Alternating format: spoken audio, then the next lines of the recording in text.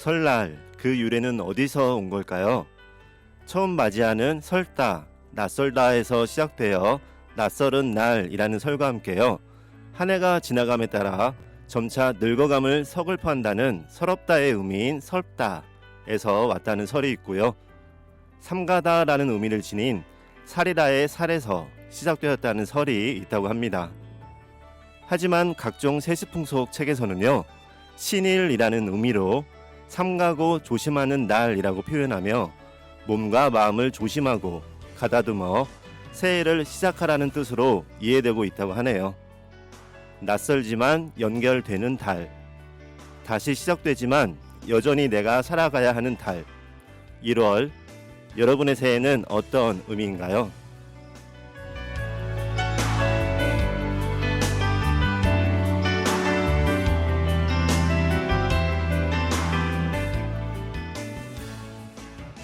안녕하세요. 지금은 평생학습 시대 진행을 맡은 이칸도입니다. 민족 최대의 명절이라고 하죠. 설입니다. 하지만 요즘은 차례를 지내지 않는 가정들이 증가하면서 각자의 집에서 머무르거나 해외로 떠나거나 가족여행을 하는 분들이 많던데요. 여러분의 설 풍경은 어떤지 궁금합니다. 어디에서 명절을 보내든 누구와 무슨 일을 하고 계시든 연휴 기간 내내 즐겁고 행복하시길 바라며 지금은 평생학습 시대 시작합니다.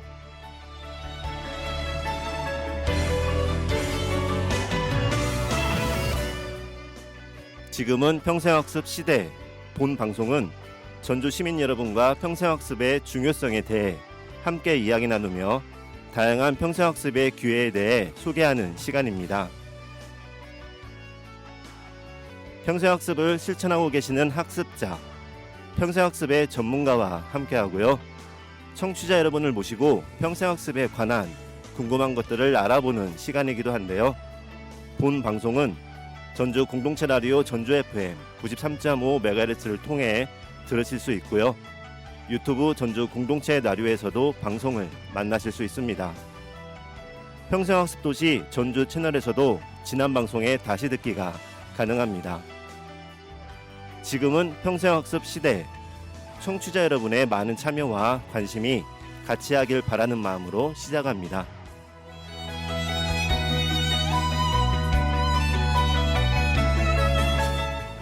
지금은 평생학습 시대는 총 3코너로 이루어집니다.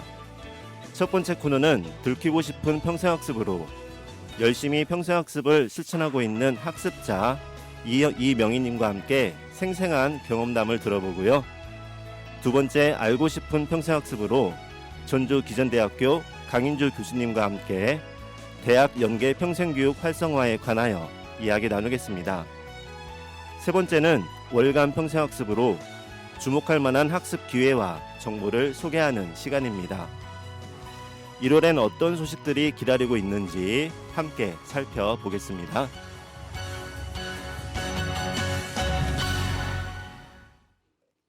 먼저 첫 번째 코너죠. 들키고 싶은 평생학습 시간인데요. 오늘 또 이 자리에 학습자 한 분을 모셨습니다. 안녕하세요. 안녕하세요. 네, 반갑습니다. 방송을 듣고 계시는 분들에게 자기소개 한번 부탁드립니다. 안녕하세요. 아이들과 있을 때 제일 행복한 전북 지역 전래놀이 강사 1호 이명희입니다. 놀이 강사하면서 아픈 아이들이 너무 많은 것을 보고 현장에서 치유해주고 싶어 상담 공부를 시작했고 지금은 카톨릭 상담 공부를 겸하고 있습니다. 네, 반갑습니다. 네. 전래놀이 강사이시면서요. 네. 1호시네요. 네네. 네. 전래놀이 강사 요즘은 주변에서 한 번씩 들려오곤 하는데요. 전래놀이 강사에 대해서 소개 좀 부탁드릴게요. 네, 전래놀이 강사란 우리 예전에는 골목에 나가면 언니 오빠들이 하는 것을 보고 놀이를 배웠어요. 그런데 지금은 골목 놀이 문화가 사라진 지금에는 어린 친구나 그리고 놀이를 희망하는 사람에게 아이들이 스스로 놀 수 있도록 놀이 방법을 가르쳐주는 일입니다. 전래놀이 어떤 종류가 있는지 궁금하기도 하고요. 문득 예전에 저 어렸을 때는요. 구슬치기, 특히 남자아이들이 많이 하죠. 네, 비석치기, 고무줄놀이, 실뜨기, 말뚝박기 등의 놀이를 하고 지냈는데요. 이런 것도 전래놀이라고 부를 수 있을까요? 네, 맞습니다. 어릴 적 민속놀이를 많이 하셨군요. 네. 네네. 근데 이제 전래놀이 안에는요, 전통놀이와 민속놀이로 구분이 되는데, 자, 전통놀이라는 건 우리 문화로 전해져 내려오는 예를 들어 조선왕조실록 속의 놀이, 쌍육, 저포, 그다음에 골패, 승경도 같은 게 있고 전주 문화와 관련 있는 고누놀이, 그리고 혼풀 속의 놀이, 화가투, 양반들이 시조를 내오는 시패놀이 등이 있고요. 네. 전래놀이라는 건 입에서 입으로 전해져 오는 것들이에요. 아까 사회자님이 말씀하셨던 뭐 비석치기, 구슬치기, 고무줄, 뭐 술래잡기 이런 것들이고요. 네. 그리고 민속놀이라는 건 설날에 했던 놀이들, 윷놀이 같은 경우를 말합니다. 네. 그 전래놀이 강사라고 처음에 소개를 해주셨는데요. 네네. 가끔 전래놀이 지도사, 네네. 지도자라는 말도 들었거든요. 그 네네. 두 개가 같은 걸까요? 그렇죠. 같죠. 아, 네. 그 전래놀이 강사, 네네. 이런 것에 관심이 많은 분들이 있을 것도 같아요. 네. 전래놀이 강사를 하려면 어떤 과정, 양성 과정을 통해서 활동을 하고 계실까요? 저희가 공인에는 국가공인과 민간 자격 공인이 있는데 거의 대체로 민간 자격 등록 기관에 등록을 해야 돼요. 네. 그리고 그 등록 기관에 저희가 등록을 할 때 각 기관마다 규정이 있는데 저희 단체의 경우 같은 경우는 40시간을 해서 80% 이수를 해야 합니다. 아, 그리고 네. 실습일지도 써야 하고요. 근데 이제 가끔 하루 8시간 수업하고 자격증 주는 것도 있고 또 어떤 경우는 자격증 시간 이수하고 나서 자격증을 여러 가지를 주는 경우도 있어요. 네. 예를 들어서 여러 가지를 준다면 이제 기본 이수 시간은 같은데 네. 자격증비 10만 원을 주면 네. 전래놀이 지도사, 전통놀이 지도사, 아하. 문화예술놀이 지도사, 뭐 생태놀이 지도사 이렇게 네, 네. 한 가지를 하고서 4가지, 5가지를 받는 거죠. 네. 그만큼 전래놀이가 여러 가지 영역과 연계돼서 함께 간다고 봐도 되겠네요. 그렇죠. 네. 이렇게 양성된 분들은 주로 어디에서 어떻게 활동을 하고 계신가요? 저희가 부르는 곳은 모두 가는데요. 네. 유치원부터 대학 어르신들까지 모두 가능한데 특히 학교, 경로당, 축제 현장, 교도소까지도 가는데 가장 많이 가는 곳은 학교입니다. 특히 전북 지역은요, 우리나라에서 놀이가 제일 많이 활성화된 곳이에요. 네. 저희 전주가 2014년부터 놀이밥 시작으로 해서 놀이밥터, 놀이길, 그리고 현재는 전주다운 배움터나 그리고 전라북도 전북대 재능기부 센터에서 하고 있고요. 코로나 시기에 저희가 활동적인 일을 못해서 이 일을 그만둬야 되나 이런 생각을 했는데 네. 한 6개월 지나면서 문제가 생긴 거예요. 아이들이 놀지 못해서. 네. 그래서 일이 오히려 많이 활성화된 케이스예요. 네. 뭐 이렇게 놀이가 활성화된 건 전 김승환 교육감님의 교육 철학 덕분이죠. 네. 감사하죠. 네. 학교에서 학생들 대상으로만 진행된다. 전래놀이는 그렇게 알고 있었는데 아니었네요. 네, 성인들 대상으로도 여러 곳에서 진행이 되고 있는 것 같아요. 네네, 당연하죠. 우리 학생에게는 스트레스 해소와 정서적 안정감, 꼭 해야 하는 놀이인 반면에 어르신들에게는요, 추억을 소환하는 일이고 치매 예방에도 참 좋습니다. 자, 성인들은 강사로도 활동하지만 손 자녀들에게 소통하고 싶어서 배우시는 분도 많고요. 네, 저희가 용돈을 주는 것보다 네, 아이들과 놀았을 때 그렇죠. 할아버지, 할머니 인기가 훨씬 높다는 거. 네, 특히 우리가 성인 과정 수업을 했을 때는요. 정말 웃음소리가 끊이지 않고 들리는데 2시간을 했을 때 네. 배가 아프시다는 분도 있어요. 웃다가요? 네네. 또 어떤 분들은 제가 1년 웃을 거 다 웃었다고 하시는 네. 분들도 계세요. 그래서 강사 입장으로서 되게 행복한 시간입니다. 네, 그 말씀처럼 여러 프로그램을 활동을 하다 보면 그만큼 에피소드가 많을 것 같은데요. 네네. 기억에 남는 에피소드 많으시겠지만, 네. 네, 그 중에서 한 2개, 3개 정도 좀 부탁드릴게요. 작년 일인데 초등학교 1학년 아이들하고 수업을 하는데 네, 남학생이 여학생에게 여보 여보 하고 부르는 거예요. 그래서 이게 뭐지? 그리고 네. 되게 신기했는데 담임 선생님한테 물어봤어요. 선생님 저 아이가 여보라고 부르는데 아세요? 그랬더니 안 돼요. 네, 근데 아이한테 말을 했는데 아이가 듣지를 않는데요. 네. 그래서 그래 그러고 불렀어요. 조용히. 친구야 여보는 누가 불러?라고 물어봤어요. 그랬더니 네. 집에서 엄마 아빠가 부른대요. 그래서 그럼 둘이 어떤 사이야? 그랬더니 사랑하는 사이래요. 그래서 그래? 네가 그 친구를 되게 사랑하는구나. 그랬더니 큰 소리로 네 그러는 거예요. 네. 그래서 근데 이 사랑하는 사이에서 조건이 있어. 결혼을 해야 돼. 그랬더니 근데 너 결혼했어 안 했어? 그랬더니 머리를 턱 치면서 아니요 그러더라고요. 그리고 나서 여보라고 부르지 않더라고요. 네. 아마 상담 공부를 했던 효과 덕분이었던 것 같아요. 네. 네네. 또 그런 에피소드가 있고 또 두 번째는 학교를 갔는데 담임 선생님이 감사하다고 하시더라고요. 그래서 이게 무슨 말이에요? 그랬더니 한 학기 동안 선생님이 학생한테 인사를 가리키기 위해서 날마다 인사를 했대요. 근데 네. 한 학생이 단 한 번도 인사를 하지 않더래요. 그런데 2학기 시작하고 한 3번째 됐는데 인사를 아주 예쁘게 하더래요. 그래서 어쩐 일이야? 네가 인사를 하고 좋아서 그랬더니 선생님 전래놀이 선생님이 인사를 안 하면 놀이를 안 가르쳐요. 그러더래요. 근데 사실 제가 전래놀이 네. 할 때 항상 첫 시간에 하는 말이 인사라는 유래를 이야기를 해요. 네. 그래서 인사라는 말이 사실 정약용의 흠음신서에서 나오거든요. 네. 인사, 사람인 일사 또는 섬길사 그래서 사람이 섬겨야 하는 일. 그래서 항상 그렇게 했는데 그 효과가 되게 좋았던 것 같아요. 그리고 또 하나 더 말씀드려도 돼요? 그럼요. 실제로 어느 한 학교에서 50분에 오전에 40분 놀고 났는데 담임 선생님이 그러시더라고요. 아이들이 너무 잘 놀아서 다음 시간 수업을 50분에도 못 끝나는데 큰일 났다고 그러시더라고요. 그래서 선생님 걱정 마세요. 아마 40분 안 돼서 끝날 거예요. 그래서 왜요? 그러시더라고요. 제가 하버드 논문을 봤는데 오전에 1시간 놀았을 때 16.8%의 집중력이 높아진대요. 제가 그랬어요. 네. 그리고 나서 다음 주에 갔는데 선생님 말씀이 50분에 해야 할 수업을 32분 만에 끝났다고 선생님 말씀이 맞았다고 감사하다고 하시더라고요. 네. 그 에피소드 아마 이외에도 많을 것 같긴 한데요. 네네. 네.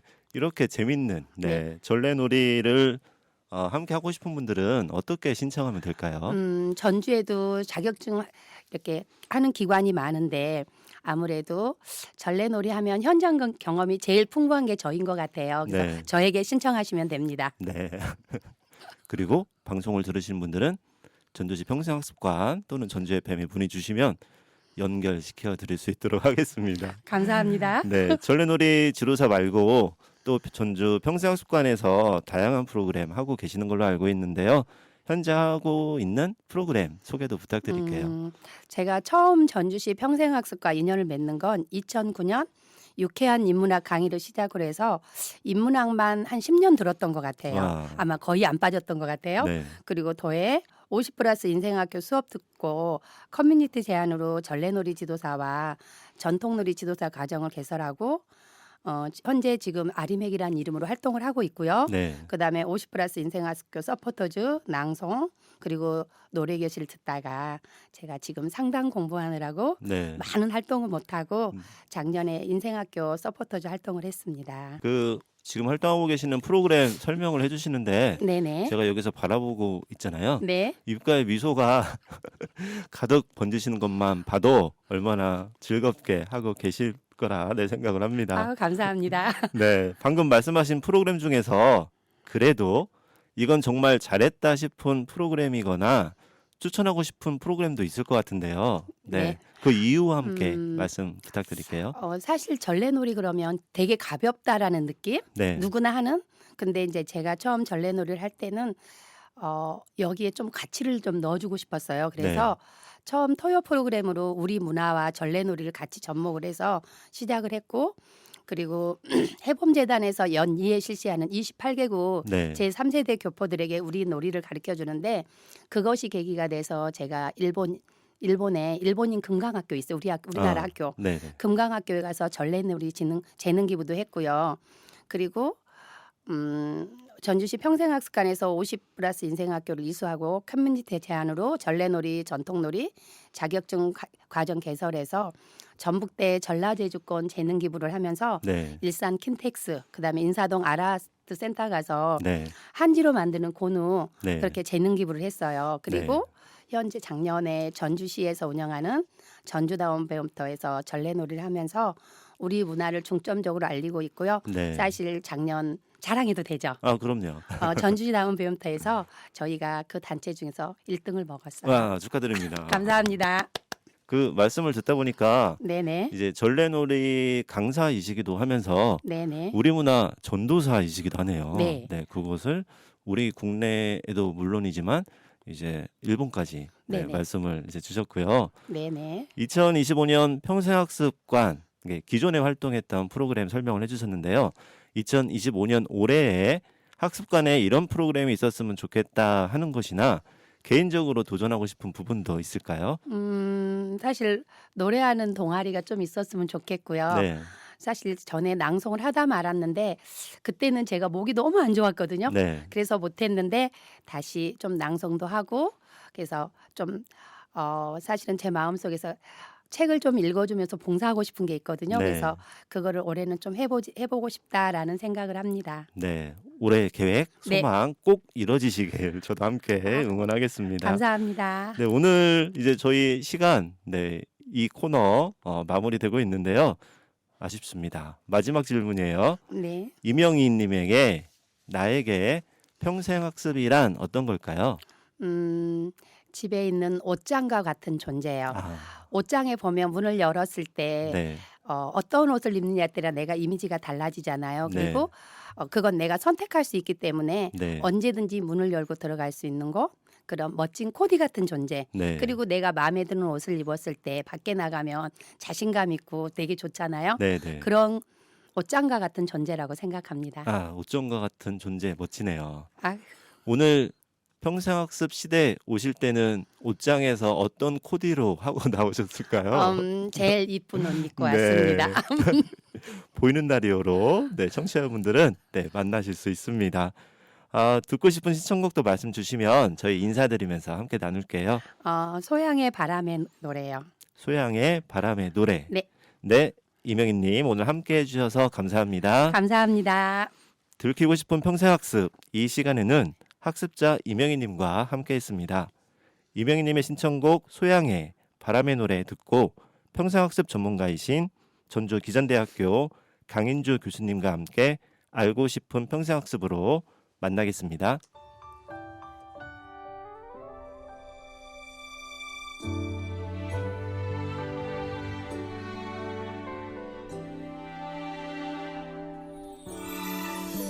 살면서 듣게 될까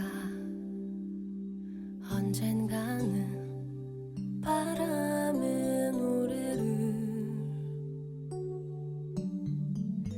세월 가면 그때는 알게 될까 꽃이 지는 이유를 나를 떠난 사람들과 만나게 된 또 다른 사람들 스쳐가는 인연과 그리움은 어느 곳으로 가는가 나의 작은 지혜로는 할 수가 없네 내가 아는 건 살아가는 방법뿐이야 보다 많은 실패와 고뇌의 시간이 비켜갈 수 없다는 걸 우린 깨달았네 이제 그 해답이 사랑이라면 나는 이 세상 모든 것들을 사랑하겠네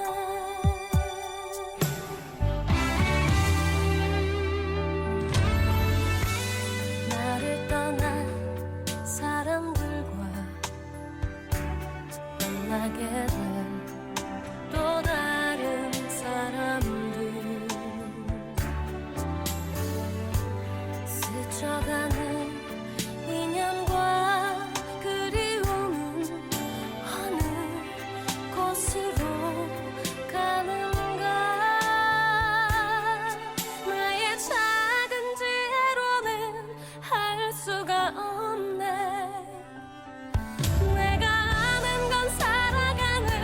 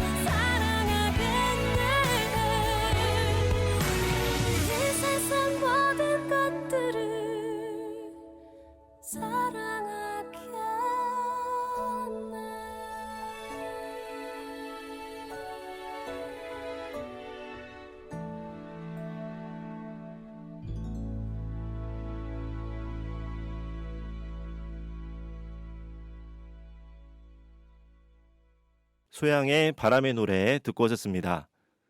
이번에는 평생학습의 중요성을 깨닫는 시간입니다. 전문가를 모시고 들어보는 알고 싶은 평생학습. 오늘 모신 분은요, 전주 기전대학교 강인주 교수님입니다. 교수님 안녕하세요. 네, 안녕하세요. 네, 반갑습니다. 2025년 새해에 이렇게 뵙게 되어서 더 반갑습니다. 이 방송을 듣고 있는 청취자들께 교수님에 대한 소개가 필요할 것 같은데요.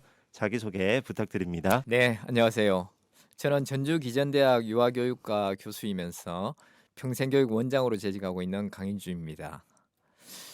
제 전공은 교육학이고요. 네, 또 세부적으로는 직업교육과 경력개발 분야를 연구하고 있습니다. 네, 사실 이 분야가 평생학습이나 평생교육하고 굉장히 관련이 있는 분야라고 생각을 하고 있고요.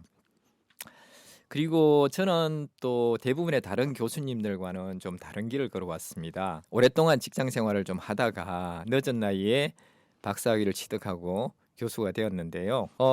이 평생학습을 통해 제 경력이나 진로를 재설계한 하나의 좀 사례가 되지 않을까 네. 그렇게 생각하고 있습니다. 네, 현재는 뭐 교수로서 대학의 학생들 당연히 가르치고 있고요. 또 평생교육 원장으로서 지역 사회와 연계된 다양한 평생 학습 프로그램을 개발하기도 하고 운영하기도 하고 그렇게 지내고 있습니다. 그러한 저의 경력과 활동이 또 뭐 알려져서 이렇게 네. 오늘 좀 초대받은 게 아닌가 그렇게 네. 생각을 하고 있습니다. 네, 이렇게 바쁘신 중에 함께 해주셔서 감사합니다. 말씀처럼 직장 생활을 하시다가 다시 학습을 통해 학위를 취득해 교수가 되고요. 다시 평생교육 원장님으로 평생학습 프로그램을 운영하고 계신다고 하셨는데요. 학습자들이 교수님을 보면서 많은 힘을 받지 않을까 하는 생각이 듭니다. 이렇게 진로를 바꾸게 된 계기가 있으셨을 것도 같거든요. 말씀 부탁드릴게요. 네, 사실 주변에 좀 조언이 크게 작용한 것 같습니다. 네, 제가 공적 사적으로 만나는 분들이 많이 있었는데요. 그분들이 좀 공통적으로 야 너는 선생 스타일이야. 네, 너 선생님 했으면 참 잘했겠다. 이런 네. 평가를 많이 해주시더라고요. 네, 그러니까 처음에는 이제 덕담 수준으로 받아 넘겼는데 그런 일이 좀 잦아지다 보니까 내가 그런가? 네, 라고 좀 곰곰이 생각을 해보게 되었죠. 근데 곰곰이 생각을 해보니까 제가 좀 선생님의 말투라든지 행동 특성들이 좀 있는 것 같더라고요. 네. 제가 오늘 실제로 뵙기는 처음인데요. 네, 주위에서 왜 그렇게 말씀하셨는지 알 것 같아요. 딱 느낌이 뭔가 반듯하시고, 네, 선생님이실 것만 같은 네 그런 느낌입니다. 이게 좋은 평가인지 나쁜 평가인지 모르겠습니다. 당연히 긍정적인 평가입니다. 네, 다행이네요. 그래서 좀 생각을 해보니까 그런 특성이 있는 것 같은데 제가 교대나 사범대를 진학해서 다시 선생님을 하기에는 네. 좀 무리가 있었고요. 대학원을 가서 대학 교수가 되자. 네, 교수도 선생님이니까 네, 그런 목표를 세우고 대학원에 진학하게 되었죠. 그 결과가 지금 현재의 모습이라고 보시면 될 것 같고요. 네, 우리가 이제 직업이나 진로 선택에 있어서 자기 이해가 가장 중요하고 첫 번째 단계인데 그 본인이 본인을 이해하기가 참 쉽지 않거든요. 네, 그런데 타인이 객관적으로 나를 좀 모습을 보게 되면 객관적으로 이해를 할 수 있어요. 그래서 그분들의 조언이나 가르침을 좀 개방적으로 수용해서 네, 자기 자신을 좀 성찰해 보면 직업이나 진로 선택하는데 굉장히 도움을 받지 않을까 그렇게 생각을 하고 있습니다. 네. 저도 앞으로는 좀 더 주변 분들의 이야기에 귀를 기울여야겠습니다. 네, 교수님의 말씀 이제 시작인데요. 기대됩니다. 평생학습에 관심 있는 학습자와 청취자들에게 전달하고픈 이야기를 나누려고 하는데요. 그러기에 앞서서 먼저 오늘 교수님 이야기의 핵심 주제는 어떤 내용일까요? 제가 오늘 말씀드릴 핵심 주제는 네. 이제 대학을 활용한 평생교육의 활성화 방안인데요. 네, 제가 이 주제에 좀 관심을 가지게 된 계기가 있습니다. 작년 10월경 이제 모 대학에서 평생 직업교육과 전문대학의 역할이라는 그런 주제로 강의를 하게 되었는데 제 자료 준비하려고 하면 우리나라 평생교육의 어떤 트렌드, 네. 정책 트렌드를 좀 볼 필요가 있었어요. 그래서 우리 제5차 평생교육 기본계획이라고 있는데요. 네. 그 자료를 쭉 보다 보니까 어떤 특정 키워드들이 좀 강조가 되더라고요. 그래서 키워드를 좀 추출해내기 위해서 여러분도 잘 아시는 이제 워드 클라우드를 제가 해봤습니다. 네. 그래서 이 결과가 지금 잘 보이실지는 모르겠는데요. 결과가 이렇게 나왔습니다. 뭐 네. 이 그림 자주 보시죠? 예, 네. 지금 예 보시면 보이는 라디오로 보시는 분들은 네. 아마 화면으로 잡혀서 보고 계실 것 같습니다. 그래서 평생학습은 당연히 평생학습 분야니까 가운데 가장 크게 나타날 거고요. 네. 그다음에 지자체, 국가, 대학이라는 이런 단어들이 크게 나타나는 걸 볼 수 있습니다. 네. 그래서 이게 이제 무엇을 의미하냐면요. 우리 평생교육 국가 정책에 있어 가지고 지자체나 대학, 국가 이 세 개의 주체가 굉장히 강조된다는 뜻입니다. 네. 그리고 이 세 개 주체 각자의 역할도 강조되지만 최근에는 이 주체들의 그 연계라든지 협력을 굉장히 강조하고 있는데요. 네. 그 중에서 특히 지자체하고 대학의 연계를 굉장히 중요하게 생각하고 있습니다. 네. 그러다 보니까 그 두 개의 연계를 잘하기 위해서 정책들이 많이 개발되고 시행되고 있는데 그 대표적인 것이 나중에 말씀드리겠지만 네. 라이즈라는 사업입니다. 네. 그렇게 워드 클라우드 직접 보여주시니까 이해가 좀 더 흥미가 이제 생기는데요. 보통 특정 단어의 빈도나 중요도, 인기도 등을 글자 크기로 저희가 나타낸 것들을 워드 클라우드 이렇게 이야기를 네, 하고 맞습니다. 있는데요. 네. 워드 클라우드를 통해서 평생학습의 정책적인 트렌드를 파악하고 계신다는 게 뒤에 이어질 방금 예고해 주신 그 내용에 더 관심이 생깁니다. 국가, 지자체, 대학의 역할이 중요하게 다뤄지고 있다고 하셨는데요. 그 이유가 무엇이라고 생각하세요? 우리 사회자님께서도 느끼신지는 모르겠는데 네. 우리 세상이 하루하루 변하고 있잖아요. 네. 요즘은 AI 시대로 뭐 챗GPT 그렇죠. 써야 되고 또 뭐 써야 되고 이런 시대입니다. 그래서 과거에는 어떤 지식이나 기술을 한번 배우면 장시간 이렇게 활용할 수 있었는데 지금은 이제 그런 시대는 아니죠. 네. 그게 우리가 주변을 둘러싸고 있는 환경이 시시각각으로 급격하게 변하고 있습니다. 그러다 보니까 직업이라든지 산업 구조가 변화하고 있고요. 그리고 최근에 이제 가장 큰 이슈가 인구 문제죠. 네. 예, 인구 구조가 변하고 있다 보니까 학령기 학교는 학생이 없다고 난리고요. 지자체는 지역에 정주할 네. 주민이 없다고 난립니다. 네. 그래서 이제 그런 고민이 있으니까 그 인구 문제라든지 이런 산업이나 직업 분야의 변화가 평생교육 분야에서 목표라든지 정책 수단이라든지 각 주체들의 역할 변화로 결국은 연결되는 것이거든요. 네. 그러다 보니까 이제 그 세 가지 주체 국가에서는 학령기 대학 교육에 기존에 학생이 많았을 때는 학령기로 교육 정책을 추진했었는데 지금은 이제 학생이 없죠. 네. 성인학습자 위주로 가고요. 그다음에 아까 말씀드렸듯이 우리 성인학습자들의 그 직업적인 수요 때문에 이 기술 변화 때문에 계속 새로운 기술이나 지식이 필요했죠. 네. 그렇기 때문에 평생학습 수요가 증가하고 있고 그러다 보니 대학을 활용해서 평생학습 체계로 전환돼야 되겠다라는 생각을 이렇게 하고 있고요. 네.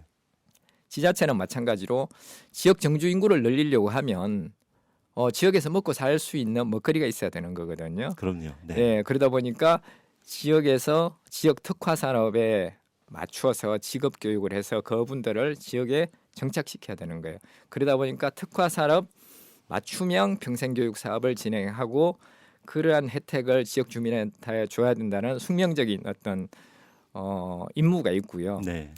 대학은 계속 말씀드리지만 학생이 없습니다. 학령기 학생이. 네. 그러다 보니까 예전에는 우리 학생만 잘 모집해서 잘 교육하면 돼. 이런 어떤 생각이었는데 지금은 학생이 없다 보니까 성인학습자를 모집할 수밖에 없습니다. 네. 그 성인학습자하고 학령기 학생의 니즈는 다르겠죠.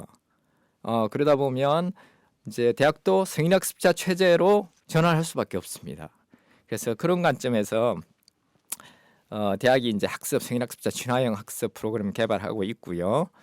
또 뭐 그러다 보니까 지자체하고 협력해서 평생교육에 적극적으로 참여할 수밖에 없는 그런 환경이 네. 되었다고 이렇게 말씀드릴 수 있겠습니다. 말씀처럼 인구수 감소가 이러한 변화에 또 많은 역할을 하고 있겠구나라는 생각이 드네요. 얼마 전에 신문 기사를 보니까 전주 같은 경우는 고등학교 모집 수보다 올해 이제 고등학교를 신청하는 수가 좀 더 네, 적다는 맞습니다. 이야기도 있더라고요. 네네. 대학만으로 지자체만으로는 따로 걸을 수는 없고 연계해야 한다라는 말씀 같기도 한데요. 대학과 지자체의 연계가 중요한 이유 좀 더 말씀 부탁드릴게요. 방금 전 질문에서 제가 조금 말씀을 드리긴 한 것 같은데요. 과거에는 제 대학이 평생교육에 좀 소극적이었습니다. 네. 아까 학생이 많았기 때문에. 그다음에 지자체도 뭐 특별히 기초교육 외에는 특별히 직업교육이라든지 이런 걸 하지 않았어요. 근데 2000년도에 국가적으로 평생교육법이 제정이 되었습니다. 네. 그러다 보니까 지금 평생교육 붐이 일어났죠. 대학은 평생교육원을 중심으로 다양한 이제 프로그램 개발하고 운영하게 되었고요. 지자체도 평생학습관 네. 또는 평생교육 시설을 그때부터 막 만들기 시작하면서 지역 주민한테 평생교육을 제공하기 시작했습니다. 그런데 이제 이런 각 주체 역할이 개별적으로 이루어졌고요. 서로 간의 연계는 좀 없었죠. 각자 플레이를 한 네. 거죠. 이제 그런데 지금은 아까 그런 환경 변화로 인해서 그런 것들이 좀 작동하기가 힘들어진 상황이 됐습니다. 그리고 이제 대학은 거듭 말씀드리지만 학년기 인구 학생 감소, 그 다음에 지자체는 인구 감소 이런 공통의 고민이 있어요. 이제 이런 고민을 해결하기 위해서는 이제 고민이 있는 서로 간의 처지를 서로 간에 잘 알잖아요. 네. 그러다 보니까 대학하고 지자체하고 야 우리 좀 협력해서 잘해보자. 네. 그러다 보니까 지자체에서는 이제 지역 주민들의 수요를 가장 잘할 수 있죠. 네. 지역 주민들하고 같이 있으니까. 또 대학은 어떤 특성이 있습니까? 교육기관이다 보니까 인적, 물적 인프라가 상당히 풍부합니다. 그리고 교육기관이다 보니 또 전문적인 컨텐츠와 교육과정 제공할 수 있고요. 또 가장 중요한 강점이 경쟁력이라고 할 수 있는데 대학 교수들이죠. 네. 전문성을 가진 대학 교수들이 강의한다는 부분이 다른 평생교육기관하고 굉장히 차별적인 경쟁력이라고 볼 수 있을 것 같습니다. 그래서 이제 그리고 또 대학은 직업 교육을 하잖아요. 우리가 대학에서 졸업하면 직장으로 나가죠, 사회로. 네네. 그래서 스쿨 투 워크 트랜지션이라는 표현을 씁니다. 그럼 뭐 우리말로 풀이하면 학교에서 일터로의 전환 학습이다, 전환 교육이다 이런 네. 표현을 쓰죠. 그래서 대학은 그런 강점이 있기 때문에 상당히 평생교육을 제공할 수 있는 좋은 환경이고요. 지자체는 아까 같이 지역 주민의 어떤 요구를 알고 있고요. 네. 그 다음에 예산이 있지 않습니까? 돈을 쓸 수 있는 네. 중요한. 중요한 돈을 쓸 수 있는 네. 그러한 위치에 있기 때문에 서로 협력을 하면 대학은 교육 과정하고 강사진을 제공하고 또 지자체는 좀 우리 그 평생교육 수요자를 모아주고 재정을 지원해서 둘이 시너지를 낼 수 있고요. 또 많은 지자체들이 우리 교육 평생학습자들한테 학습비를 그냥 지원을 해줘요. 네. 그러면 학습자 입장에서는 상당히 저렴한 가격 또는 무료로 학습을 받을 수 있는 좋은 기회가 될 겁니다. 네. 방금 말씀드린 이런 것들이 뭐 우리 사회자님이 들으셔도 매력적이죠. 그럼요. 학습자 입장에서는. 그리고 네.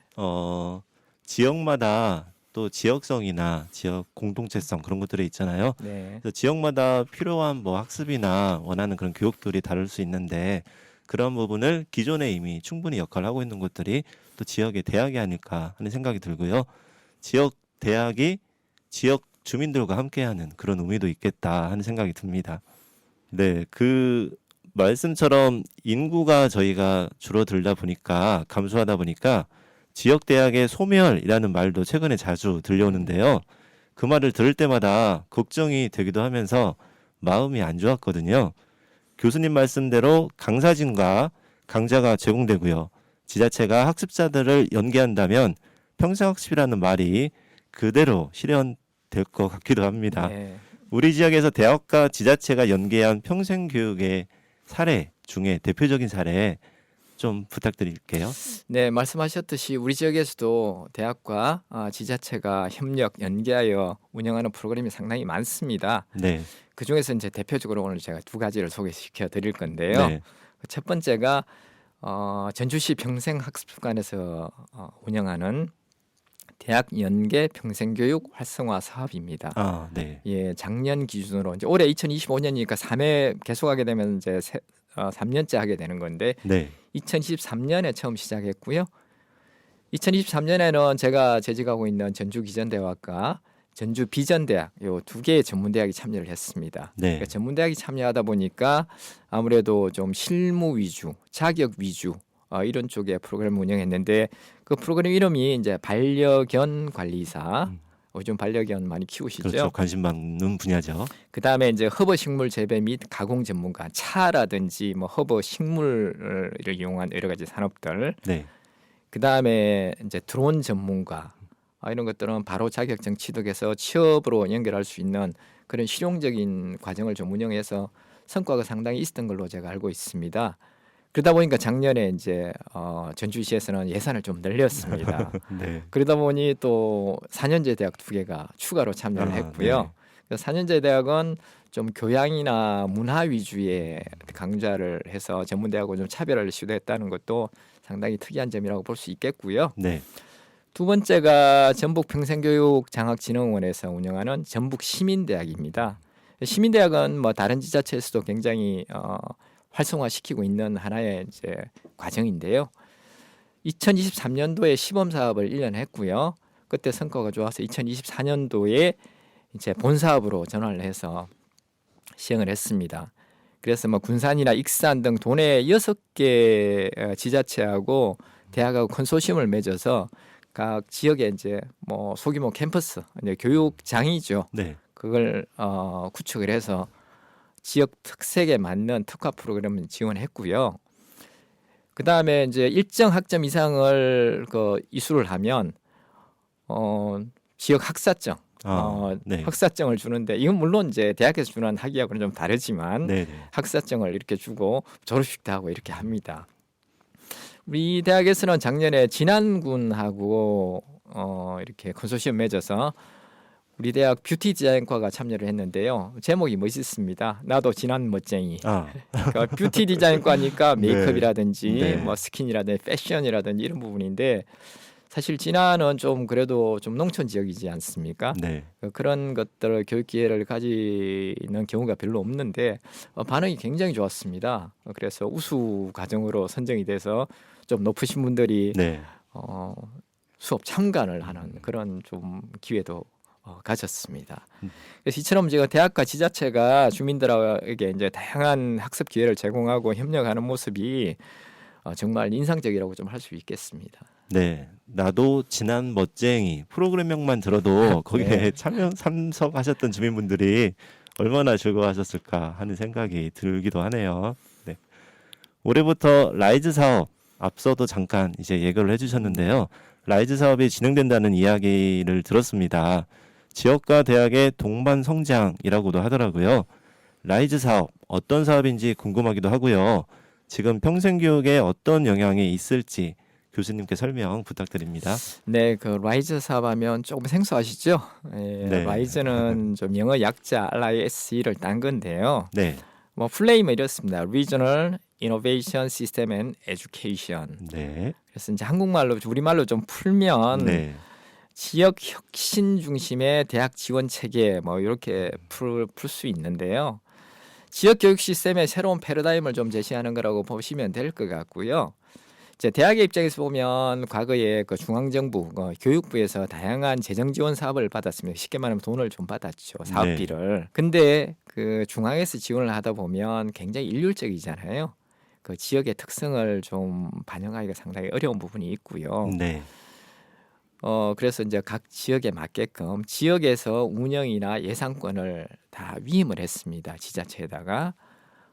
그래서 너희 지역에 맞는 특화된 프로그램을 대학과 협업해서 운영을 해라. 네. 물론 라이즈라는 게 평생교육에 국한된 사업은 아니면 대학 전체에 국한돼 있는데요. 그렇게 해서 패러다임을 바꾼 어떤 사업이라고 보시면 될 것 같고요. 그 동안에 이제 대학은 아까도 말씀드렸듯이 그 교육부에서 개별적인 사업을 진행했습니다.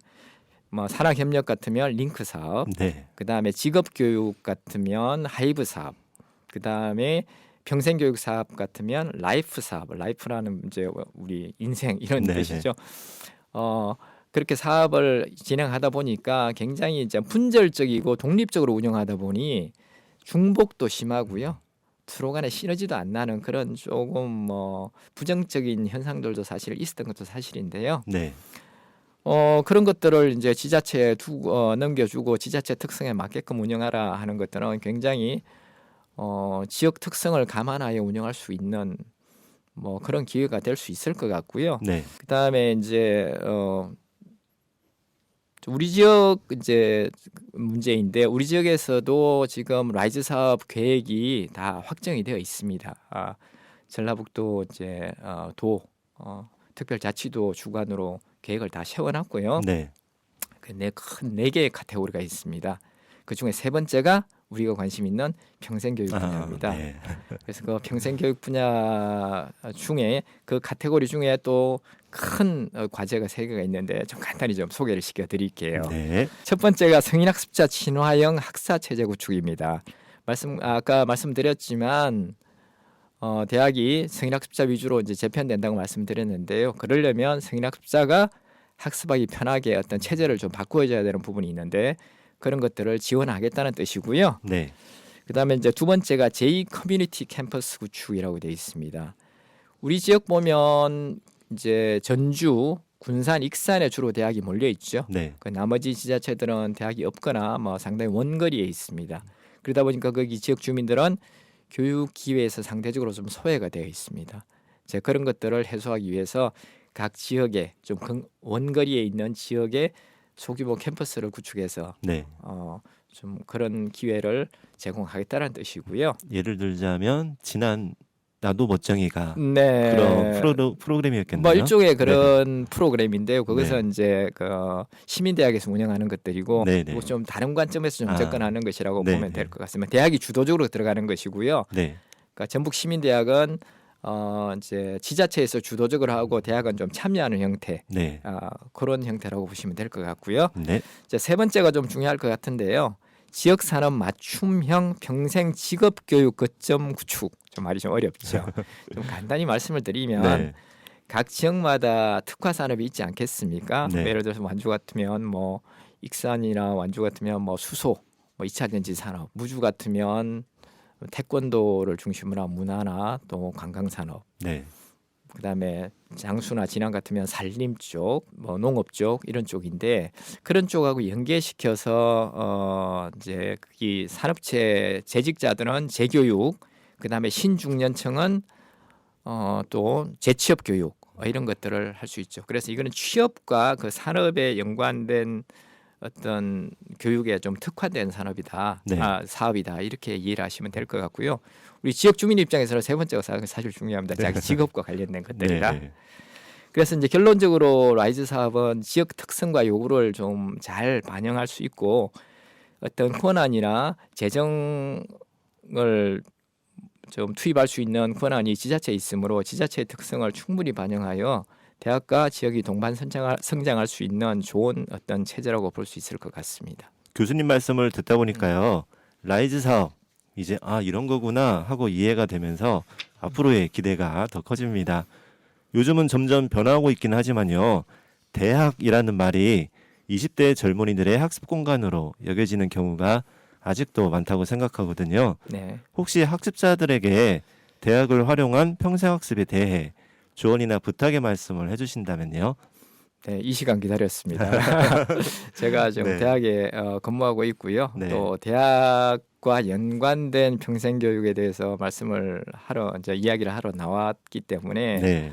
이제 우리 학습자 입장에서는 대학을 활용하는 것이 상당히 중요하다고 생각합니다. 네. 대학은 이제 공급자 입장에서 교육을 잘 시킬 수 있는 준비가 되어 있습니다. 그래서 우리 학습자가 선택을 해주시면 되는데요. 먼저 평생 교육을 받을 방법하고 기관은 상당히 다양하죠. 네.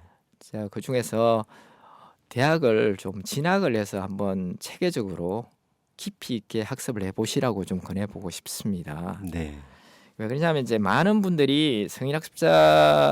성인학습자들이 대학을 진학하는 게 어떠냐라고 제가 말씀을 드리면, 야, 내가 이 나이에 될까? 겁을 먼저 내실 것 예, 같은데요. 그 다음에 수능 다시 봐야 돼. 네. 돈 많이 들 텐데 시간 네. 많이 걸리고 이런 걱정하시죠. 저부터도 지금 그런 생각이 듭니다. 예, 뭐 그게 틀림없이 성인학습자한테는 제약 조건이면은 틀림없을 것 같습니다. 네. 그렇지만 이제 그런 게 걱정이 되면 좀 우리가 선택할 수 있는 4년제 대학도 있고 전문대도 있는데 좀 전문대학을 선택해 보시면 어떨까라는 그런 대안을 제시해 드릴 수 있는데요. 네. 전문대학 기본적으로 짧죠. 2년 보통 2년 3년 이렇게 돼 있으니까. 네. 그다음에 좀 실무 위주로 교육을 시킵니다. 그래서 짧은 기간 안에 학위하고 자격증을 한 두세 개 이렇게 따 나올 수 있습니다. 그러면 훨씬 더 빨리 좀 취업이라든지 내 진로를 개척할 수 있는 장점이 있을 것 같고요. 그다음에 아까도 말씀드렸듯이 대부분의 전문대학이 성인학습자를 많이 확보하려고 노력하다 보니까 아까 이제 학사 체제, 교육 운영 체제가 성인학습자 친화적으로 많이 변해 있습니다. 그래서 온라인 강의 좀 비중이 높아지고 있고요. 네. 그다음에 야간이라든지 주말 강좌, 그다음에 우리가 1, 2학기 보통 하고 있죠. 그런데 여름 방학하고 겨울 방학을 합해서 4학기 아하, 체제로 네. 유연 학기제, 네, 네. 학기의 학습 부담을 줄여주는 그런 것들, 뭐 여러 가지 제도들이 많이 있고 요즘은 이제 시간제로 또 등록을 할 수 있는 그런 제도도 있습니다. 그래서 그런 체제를 갖추고 있기 때문에 학습하기가 상당히 쉽다. 그리고 우리 대학이 한 50%가 성인학습자예요. 네. 좀 놀라셨죠? 생각보다 많네요. 놀라셨죠? 뭐 이렇게 그렇게 되고 있습니다. 근데 그분들이 뭐 큰 어려움 없이 학습하고 있다는 이야기는 그러한 성인학습자 친화적인 체제가 잘 작동하고 있다는 뜻이거든요. 그래서 두려워하지 마시고 들어오셔도 된다. 네. 문제 없다. 이렇게 말씀을 드리고요. 그다음에 돈 등록금 많지. 근데 지금 국가장학금 잘 돼 있습니다. 네. 그다음에 대학들이 학생 유치하기 위해서 장학제도를 굉장히 늘려놨어요.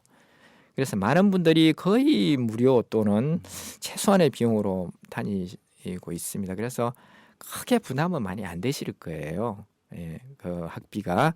그래서 그런 분들도 그런 관점에서 보면 상당히 좋은 어떤 기회다 이렇게 말씀을 드리고 싶고요. 그다음에 이제 마지막으로 이 말씀을 꼭 드리고 싶습니다. 평생교육, 평생학습 두려워하지 말고 도전하시라. 저 역시 늦은 나이에 저 상당히 늦은 나이에 갔습니다. 제 큰딸하고 같이 학교를 다녔어요. 네. 같은 학교에 같이 네. 야 학교 가자 손잡고 갔었는데 그건 교수님이 공부를 잘했기 때문에 그러신 거 아닐까요? 글쎄요. 네. 그래서 목표를 가지고 좀 꾸준히 도전하면 네. 어느 순간에 그 목표에 상당히 좀 가까이 와 있다는 것을 좀 아시게 될 겁니다. 네. 그래서 제 학생 중에는 환갑이 넘으신 분도 제법 있으시고요. 그다음에 3, 40대에 저 새로운 꿈을 위해서 도전하시는 분 상당히 많습니다. 네. 그래서 이분들 모르긴 몰라도 아마 꼭 자기 꿈 이루실 걸로 생각합니다. 그래서 도전하시라고 꼭 말씀드리고 싶습니다. 네. 새해 안성맞춤인 덕담인 겸 용기를 주시네요. 다행입니다. 그 말씀 주신 대학 연계 평생교육을 관심이 있다. 이 방송을 들으시는 청취자분들 중에서 그러면 어디에 어떤 교육이 있는지 알려면 각 지역에 있는 대학의 홈페이지를 참조하면 될까요? 네, 대학보다는 대학의 평생교육 홈페이지, 대학에 지나가시려면 이제 대학 홈페이지를 참조하시면 될 것 같고요. 네. 그다음에 여러 가지 커뮤니티들이 많이 있죠. 그다음에 아까 평생학습관이나 전라북도 평생교육장학진흥원 이런 또 도청 이런 쪽에 지자체 홈페이지를 참여하시면 많은 프로그램을 이렇게 아실 수 있을 것 같습니다. 네. 교수님 말씀 잘 들었습니다. 오늘 대학 연계 평생교육 활성화에 관하여 말씀해 주셨는데요. 용기와 힘을 얻으신 분들이 분명 많을 거라는 생각이 듭니다. 저도 교수님 이야기 들으면서 여러 생각이 들었는데요. 대학이라는 공간이 어느 특정 연령만이 학습할 수 있는 곳이 아닌 모든 시민에게 열린 공간이라는 것도 기억에 남고요. 꿈과 학습에는 나이가 없다는 것, 꿈을 위해서라면 여러 지원도 있으니 어려워 말고 도전하라는 것에 저도 뭔가 용기가 생깁니다. 여기에 교수님이 또 여러 사례를 말씀해 주셔서 많은 분들이 새해에 새로운 각오를 다지는데 보탬이 되었을 것 같습니다. 서로서로 빈틈을 메워가며 상생하는 대학, 지자체, 학습자가 되면 좋겠다는 생각이 들었습니다. 바쁘신 중에도 이렇게 시간 내어주시고 좋은 말씀 해주셔서 감사드립니다. 네, 감사합니다. 시간이 이제 지나고 있는데요. 듣고 싶은 노래 있으시면 말씀해 주시면 저희가 노래 함께 들으면서 인사드릴 수 있도록 할게요. 예, 노래 듣고 싶은 노래 해주신다니 감사드리고요. 저 서정적인 노래 좋아하는데 네. 그 자전거 탄 풍경에 네. 나에게는 너에겐 나. 이 노래 부탁드릴게요. 네. 교수님의 신청곡 자전거 탄 풍경, 자탄풍이 부르는 너에게 난 나에게 넌 들으며 전문가가 전하는 알고 싶은 평생학습. 오늘은 전주 기전대학교 강인주 교수님과 함께했습니다. 인사 나누면서 노래 들려드릴게요. 교수님 오늘 이야기 감사합니다. 네, 초대해 주셔서 감사합니다.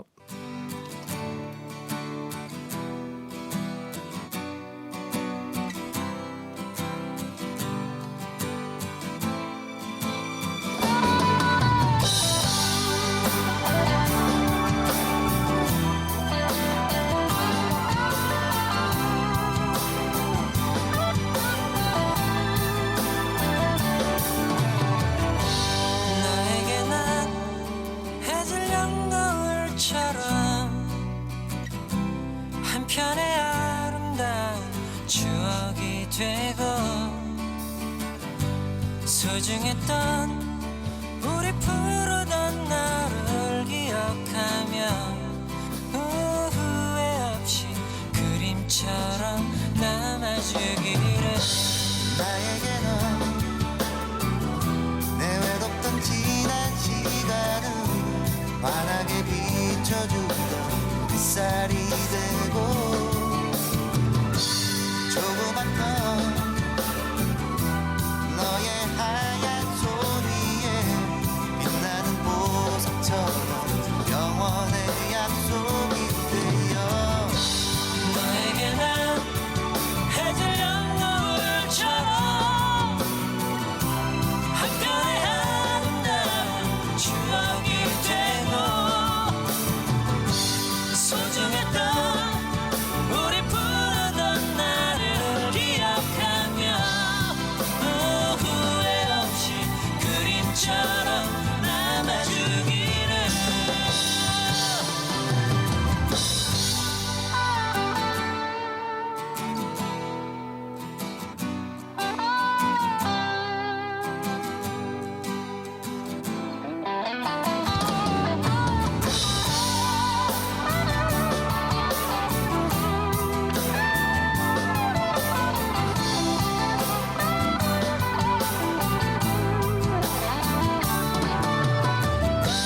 나에게는 초록의 슬픈 노래로 내 작은 가슴 속에 이렇게 남아 반짝이던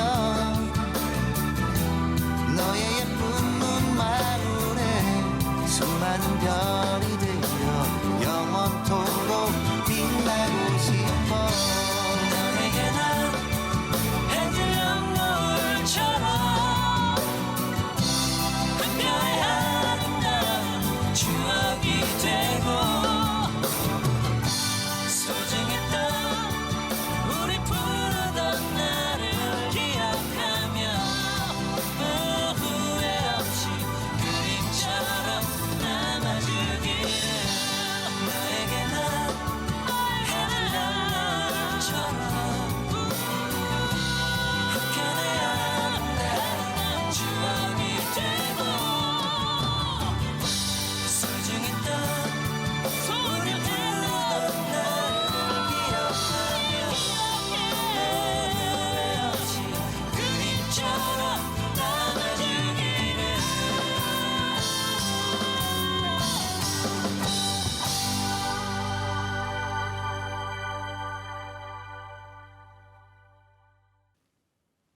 자전거 탄 풍경에 너에게 난 나에게 넌 듣고 오셨습니다. 이번 코너는 월간 평생학습입니다. 이달에 주목할 만한 학습 기회와 여러 정보를 소개해드리는 시간인데요. 지금은 평생학습 시대 이지영 작가와 함께하겠습니다. 안녕하세요. 네, 안녕하세요. 네, 새해 복 많이 받으세요. 감사합니다. 2025년 새해 첫 달입니다. 이번 달에는 어떤 새로운 소식들이 시민들을 기다리고 있을까요? 네, 첫 번째 소식으로는요. 혹시 도자기 만들어 보신 적 있으신가요? 도자기요? 네. 만들지는 않았는데 네. 제가 만들어 보고 싶은 것 중에 두 개가 있어요. 아, 도자기하고 가죽공예. 그러면 네. 이거 신청하시면 될 것 같습니다. 네. 첫 번째 소식입니다. 네, 명절쯤에는 여러 프로그램이 참 많이 있는데요. 국립전주박물관 세미나실에서 나만의 그릇 만들기 도예 체험이 있다고 합니다. 네, 1월 30일 목요일 16시에 강연과 함께 1시간 이상 소요되는 그런 체험인데요. 이것도 진행되고 그 밖에 다양한 체험 프로그램도 진행이 된다고 합니다. 혹시 관심 있는 분들은 국립전주박물관으로 문의 주시기 바랍니다. 네. 그리고 두 번째 소식입니다. 새해가 되면서 꼭 결심하는 것 중에 하나인데요. 책을 읽자. 네, 혹시 이런 결심하셨나요? 제가 올해 가장 큰 계획 중에 하나가 책을 좀 읽자입니다. 네. 작년 재작년에도 계획만 세우고 못했는데 올해는 꼭 네. 네. 2025년 전주시에서는 독서 동아리 길잡이 모집을 하고 있습니다. 이 제목으로도 좀 알 수가 있는데요. 어떻게 해야 할지 좀 막연한 독서 동아리를 지속적으로 운영할 수 있도록 노하우를 전수한다고 생각하시면 되는데요. 독서 동아리당 최대 3회 정도 파견을 하고요. 그리고 수당도 지급한다고 합니다. 신규 독서 동아리 자립을 도울 수 있는 분, 그리고 회원들 간의 소통과 참여 유도를 할 수 있는 분, 독서 지도 자격을 보유하신 분, 이런 분들이 참여하시면 좋을 것 같은데요. 모집 기간은 1월 13일부터 31일까지이고요.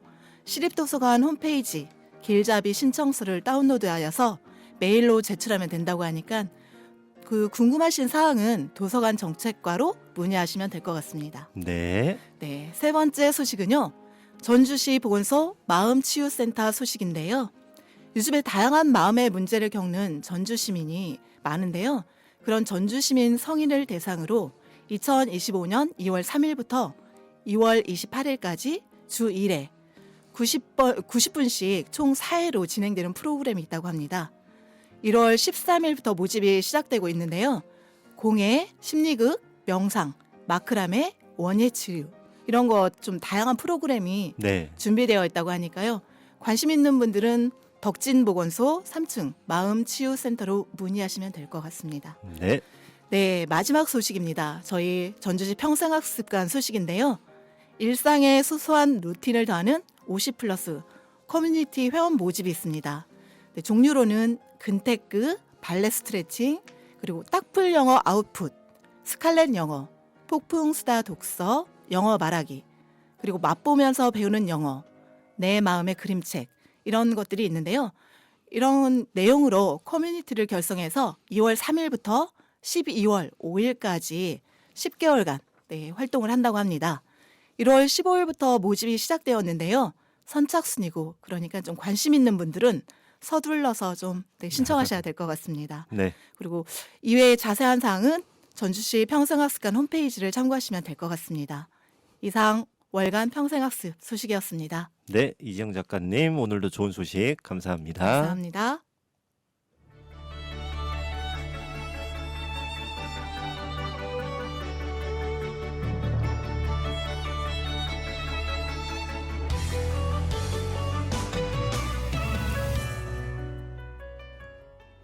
(2025년을) 시작한 지 벌써 한 달이 지나갑니다. 새해의 다짐들은 여전히 기억하고 실천하고 계시죠? 작심 3일이라고 흔히들 말하지만요. 누군가는 3일마다 다시 다짐하면 언젠가는 이뤄지지 않을까 말하는 것을 들은 적이 있는데요. 이 말은요. 잊지 않고 기억하고 있다는 말이 아닐까? 그러면 실천하고 이뤄가지 않을까라는 긍정의 의미로 저에게는 들렸습니다. 어떤 힘겨운 순간이 와도 우리의 삶에 이런 긍정이 많아졌으면 좋겠다는 생각을 하면서 이 시간 마무리합니다.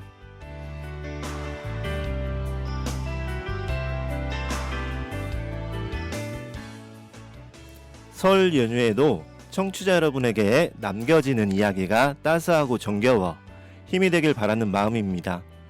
다음 방송에서 뵐 때까지 건강하시고요. 2월에 더 재밌고 유익한 내용으로 여러분을 만나겠습니다. 귀한 시간 내어 이 시간 함께 해주신 전주 기전대학교 강인주 교수님, 학습자 이명희님, 그리고 온전히 자리를 지키며 이 시간 청취해주신 청취자 여러분께 감사의 마음 전하며 인사드립니다. 지금까지 총괄의 전주시 평생학습관장 전하미, 작가 이지영, 진행의 이칸도였습니다. 마지막 곡으로 김동률의 출발 들으며 이 시간 마칠게요. 마음 따뜻한 시간 보내시고요. 오늘도 행복하세요.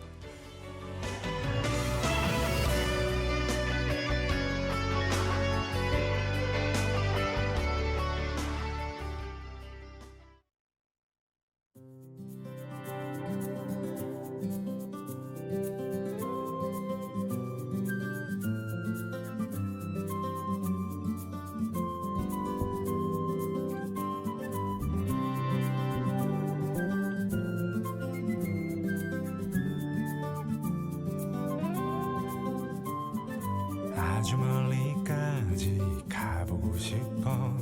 그곳에서 누구를 만날 수가 있을지. 아주 높이까지 오르고 싶어. 얼마나 더 먼 곳을 바라볼 수 있을지. 작은 물병 하나, 먼지 낀 카메라, 때 묻은 지도 가방 안에 넣고서 언덕을 넘어 숲길을 헤치고 가벼운 발걸음 닿는 대로 끝없이 이어진 길을 천천히 걸어가네.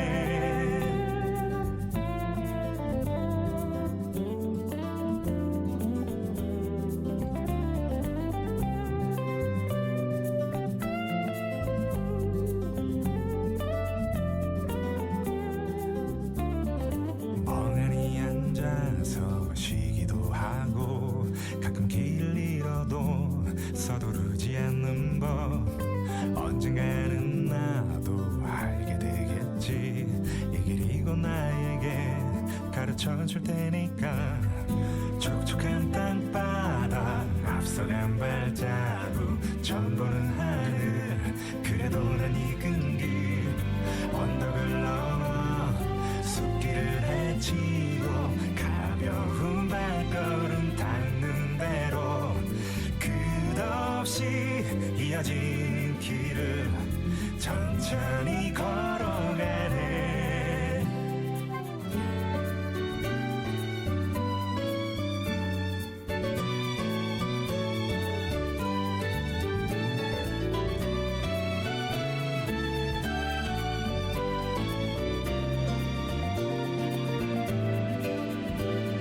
새로운 풍경에 가슴이 뛰고 별것 아닌 일에도 호들갑을 떨면서 나는 걸어가네. 휘파람 불며 때로는 넘어져도 내 길을 걸어가네. 작은 물병 하나, 먼지 낀 카메라, 때 묻은 지도 가방 안에 넣고서 언덕을 넘어 숲길을 헤치고 가벼운 발걸음 닿는 대로 끝없이 이어진 길을 천천히 걸어가. 내가 잘하고 정든 이 거리를 난 가끔 그리워하겠지만 이렇게 나는 떠나네. 더 넓은 세상을